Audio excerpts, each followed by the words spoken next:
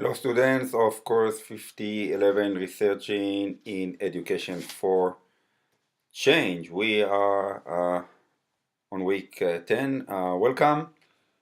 This week is titled Writing Strategies and Ethical Considerations.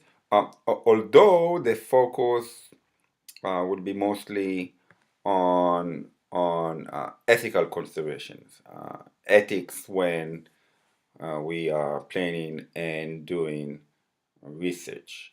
Um, and ethics is much more than the aspect of not to plagiarize that we have learned in the beginning of the course. The broader sense of ethics in research has to do with respecting people's right and particularly the rights of the participants and respecting them in general as human beings that take part in a research. And actually, every person and every faculty that wants to conduct research, um, university researchers are required to go through a process to approve their their study before beginning conducting the study. Um, the kind of body that review and approve called Research Ethics Board or REB, and it might be the researchers need additional ethical approval from other bodies depend the specific study. It can be quite a long process. Depends on the complexity of the proposed study.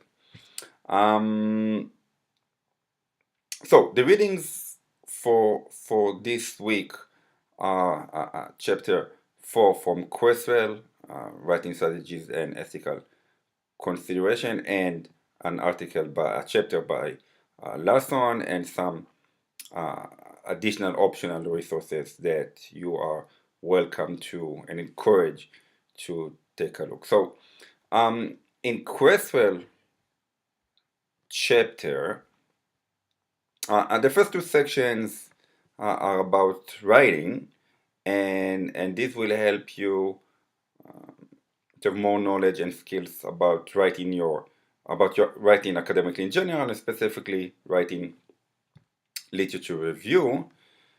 There are very good tips there, and please read those sections carefully. The third section focuses on ethical issues, and there is a good review there of several key issues that might arise and need attention in different stages of a research, as well as how to address them. Larson chapter gives more context and history of research topics, including a review of several landmark studies, interesting studies that maybe some of you heard about. What else in this chapter?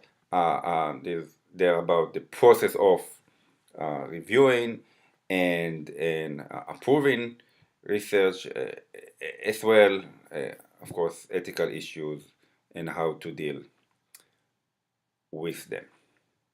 The additional sources give, among other, particular documents of reviewing and approving research. The two themes this week are actually analysis of